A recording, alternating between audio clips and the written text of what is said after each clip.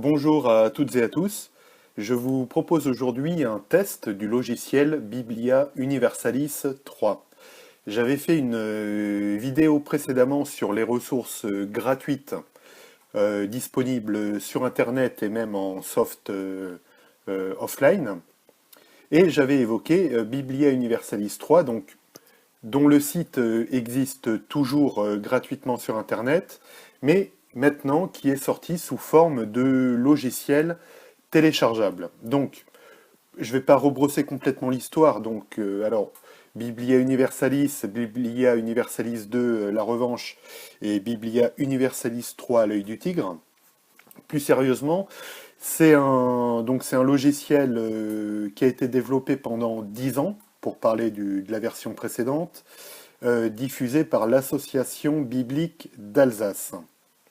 Donc, il sort aujourd'hui sous forme de logiciel et on va voir les caractéristiques du soft. Alors, voilà à quoi ressemble globalement l'interface. Donc, j'ai pris l'exemple, on peut comparer jusqu'à 4 versions de la Bible. Ici, j'en ai pris 3, donc Second 21, et Bible de Jérusalem et le Nouveau Testament en grec.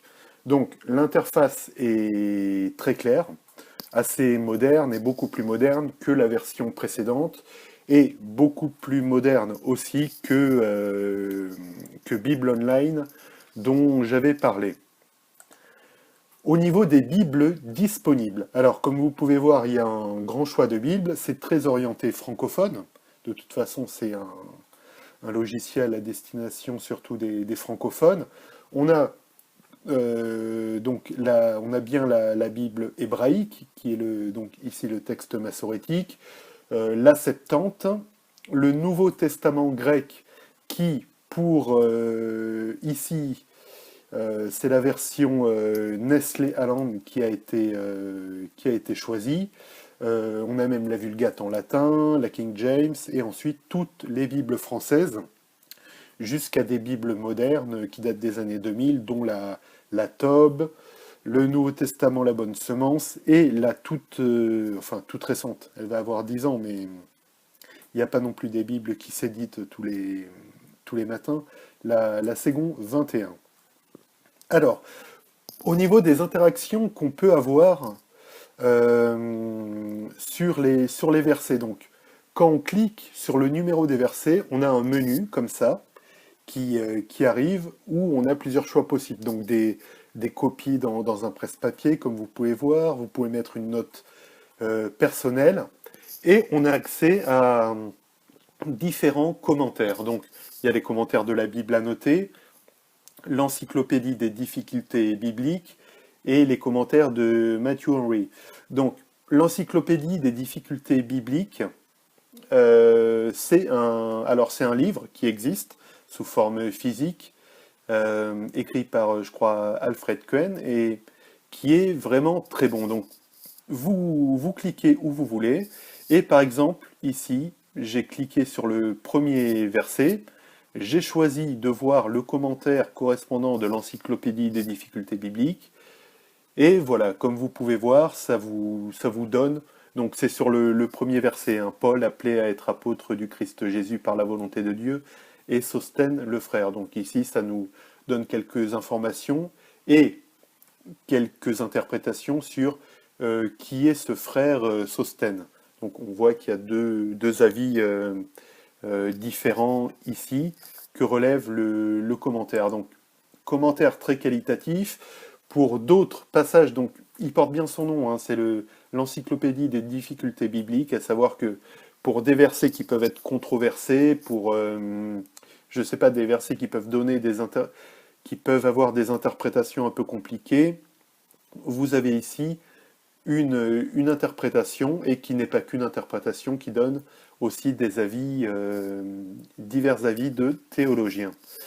Il y a une fonction de recherche très intéressante et pertinente. Par exemple, je vais rechercher dans la traduction Ségon 21 les mots fils de Dieu, de manière exacte, donc phrase exacte, dans le Nouveau Testament, et avec un histogramme, et ça nous donne ça. Alors, nous avons, comme vous pouvez voir, la fenêtre en haut à droite, Fils de Dieu, donc on a toutes les occurrences, tous les versets, et très intéressant, notamment quand on fait des études lexicales, la répartition dans les différents livres du Nouveau Testament, où on aurait pu aussi mettre de l'Ancien Testament, ça dépend du mot qu'on recherche. Mais ça permet de voir la répartition de ce mot dans les différents livres de la Bible. On voit par exemple que Fils de Dieu est très peu employé dans Marc, beaucoup plus dans Jean et dans Matthieu, et qu'on en retrouve trace dans les Épîtres, assez peu chez Paul, et qu'on en retrouve en revanche beaucoup d'occurrences dans la première lettre de Jean. On va faire une autre recherche, par exemple, Fils de l'homme. Donc, Fils de l'homme, on voit énormément d'occurrences chez Matthieu, un peu moins chez Marc, beaucoup chez Luc, beaucoup moins chez Jean, et quasiment pas dans les épîtres. Donc, seulement cité dans l'épître aux Hébreux, et une fois dans les actes des apôtres. Donc, ça permet donc de faire des études lexicales, de voir qu'il y a différentes sensibilités, et de chercher avec tous les mots, de voir la richesse ou pas de vocabulaire des différents livres, en sachant qu'on peut faire la recherche sur n'importe quelle version de la Bible, et ça marche aussi en grec. Ici, par exemple, alors évidemment, bon, ça va sans dire, mais ça va mieux en le disant, il faut faire la recherche donc dans le Nouveau Testament en grec, si on choisit un mot grec. Ici, par exemple, le mot logos. Donc on voit très peu chez Matthieu, une seule fois chez Marc, et en revanche beaucoup chez Jean. Voilà, donc ça permet de déterminer dans la langue d'origine la répartition de différents mots, à ceci près que le logiciel là est perfectible parce que j'ai cherché que logos. Donc logos qui est un nominatif, mais après il y a les déclinaisons en grec, hein, accusatif, génitif, datif, qui ne sont pas pris en compte. Donc j'ai essayé, hein, si on met que log, en fait, en espérant qu'il trouve aussi logon, logo, enfin toutes les déclinaisons du mot, il met mot inconnu. Donc on a ici que la répartition pour le nominatif, donc logos. Donc peut-être une mise à jour permettra de déterminer, de faire une recherche sur toutes les déclinaisons du mot. Mais bon, on a déjà ici une bonne idée. Alors, le gros avantage, un des gros avantages, et on parlera du prix à la fin, mais qui justifie presque l'investissement, parce que ça, c'est pas sur la version gratuite en ligne, bon, il se serait un peu tiré une balle dans le pied à mettre ça gratuitement, c'est que vous disposez sur Biblia Universalis 3 du grand dictionnaire de la Bible. Donc c'est un dictionnaire, alors il y a 3 dictionnaires, hein, mais celui-là c'est je pense le plus intéressant. C'est un dictionnaire alors auquel ont contribué des théologiens éminents hein, comme Lydia Jaeger, Paul Wells, Sylvain Romerowski, Jacques Buchholz, Henri Blocher, Christophe Paya aussi, et qui coûte 85 € dans sa version papier. Mais là, on a un avantage en fait, c'est qu'on l'a sous forme électronique, enfin sous forme informatique, et donc par exemple, ici on va chercher une entrée, et donc là j'ai cliqué sur les R, et on va chercher l'entrée 23 ici, repas communautaire. Donc repas communautaire, on clique dessus et on a voilà, une information surtout sur le repas communautaire ou repas fraternel. Et l'avantage de l'avoir par rapport à la version qui coûte 85 €, c'est que on peut cliquer, la version est dynamique ici et on peut cliquer sur les versets. Par exemple, là on lit la fraction du pain d'Acte 2, 42 et 46 peut décrire un repas ordinaire qui unissait agapé, célébration de la scène, etc. Et si on clique sur le lien Acte 2, 42, 46, on a les versets qui s'affichent et dans la traduction biblique voulue. Ici j'ai pris Second 21, mais vous pouvez prendre la Tob, la Bible de Jérusalem ou une des 26 Bibles disponibles. Donc, très pratique, un dictionnaire vraiment qui a été édité donc, par une maison d'édition Excelsis, donc très, très sérieuse, hein, et surtout avec vraiment des théologiens référents dans leur domaine.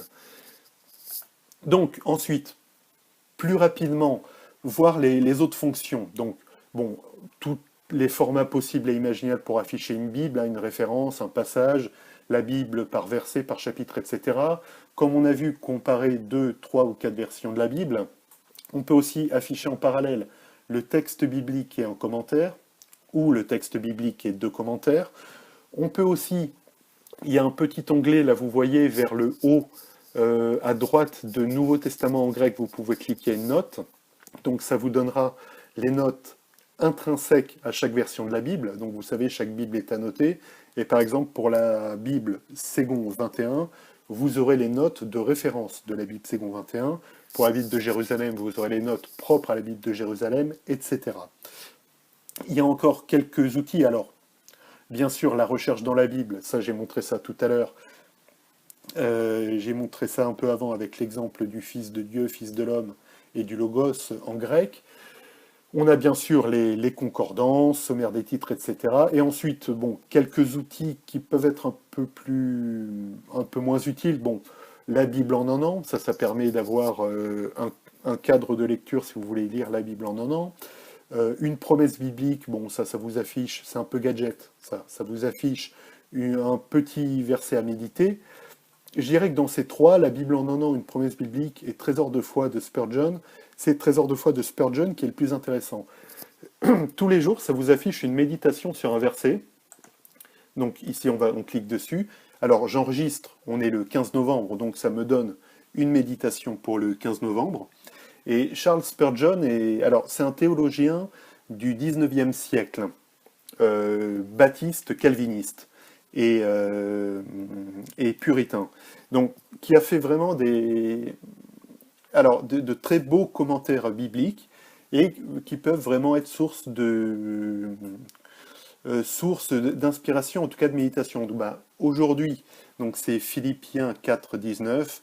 Mon Dieu pourvoira aussi à tous vos besoins selon ses richesses et avec gloire par Jésus-Christ. Amen. Donc le Dieu de Paul est notre Dieu et il pourvoira à tous nos besoins. Paul avait cette certitude au sujet des Philippiens, etc. Donc c'est pas mal. Alors évidemment, c'est pas tous les jours être accroché à ces commentaires de Spurgeon, mais quand on est en train d'utiliser le logiciel, bon, on peut se dire tiens, je vais voir aujourd'hui sur quoi je tombe. Et c'est assez développé en plus. Et c'est un théologien, bon, old school dans son approche. Il faut savoir que, notamment, qu'il excommuniait des communautés qu'il gérait, les personnes notamment qui se rendaient au théâtre ou des choses comme ça. Très puritain, mais vraiment une orthodoxie biblique, je pense qu'on peut pas nier. Et voilà, donc d'orientation baptiste et calviniste. Voilà, donc bien sûr, par rapport à Biblia Universalis 2 qui s'était fait retirer les droits, et par rapport à Bible Online, vous avez ici la possibilité d'avoir le texte massorétique. Ici, j'ai comparé à titre d'exemple le premier chapitre de Josué, comparé dans la nouvelle édition de Genève de 79, la Tob de 2003 et la Bible hébraïque. Alors, venons-en aux limites du logiciel, les choses perfectibles.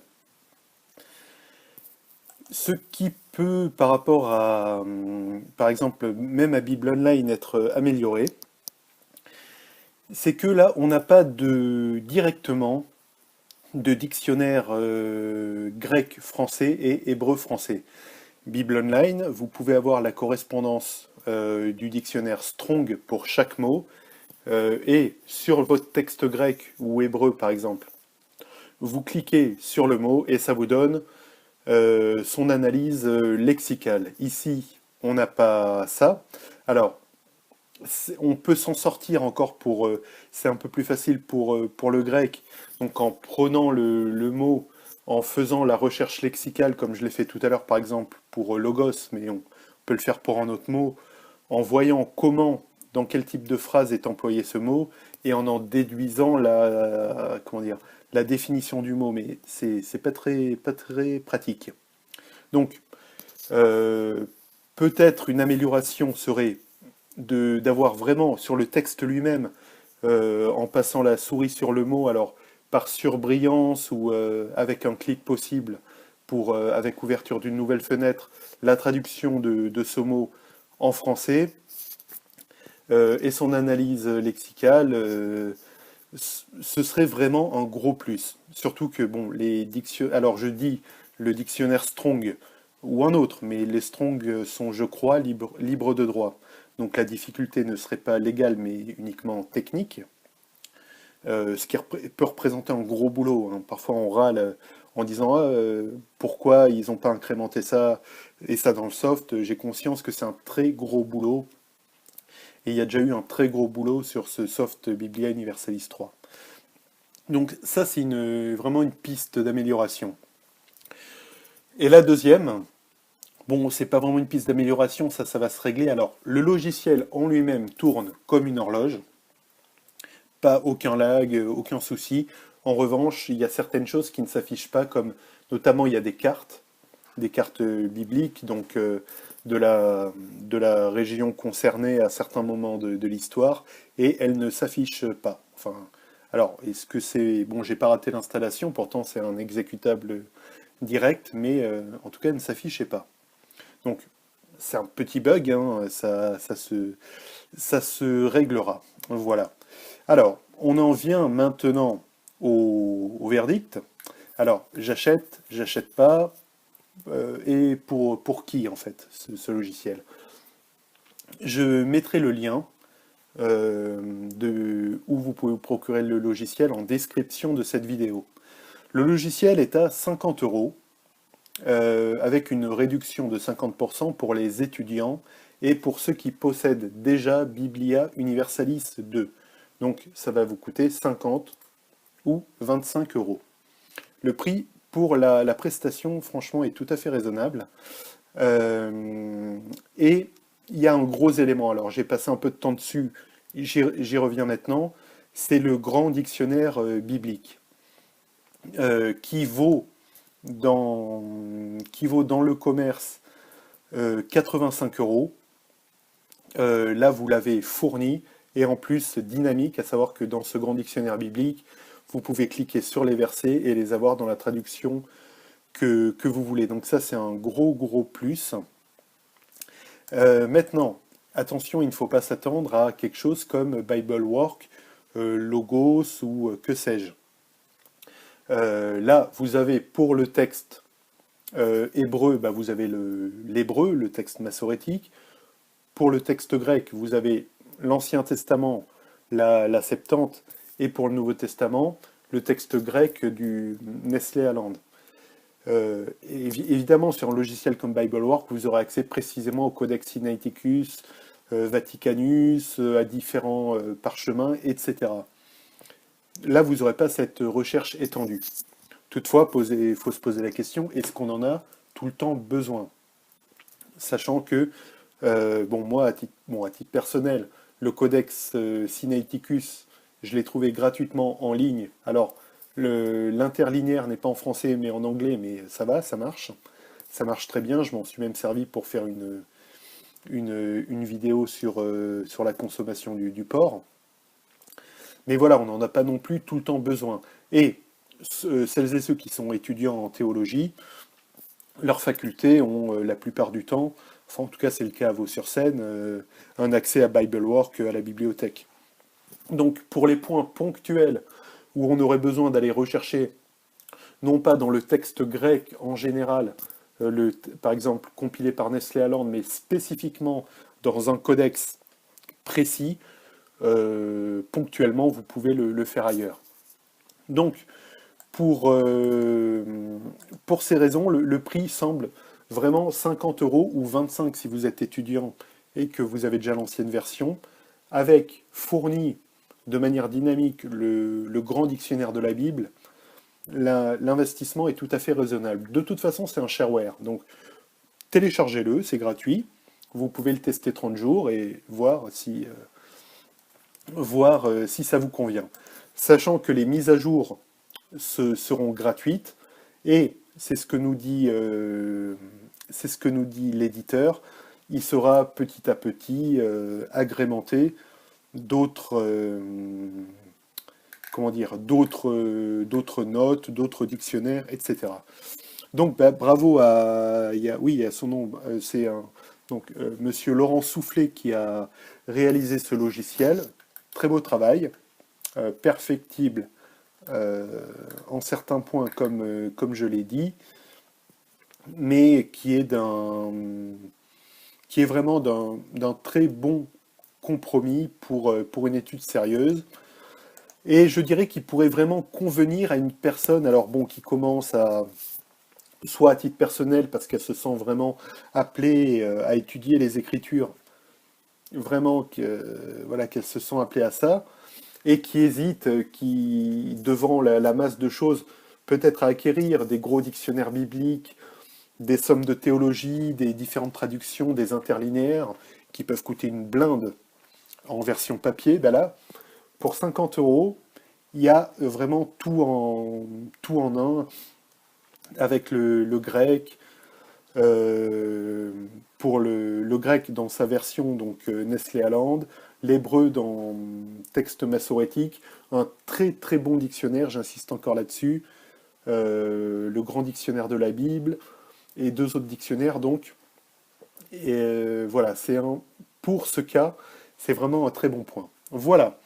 Ben écoutez, ben, j'espère que ça vous a plu et que ça vous a donné envie de découvrir ce logiciel.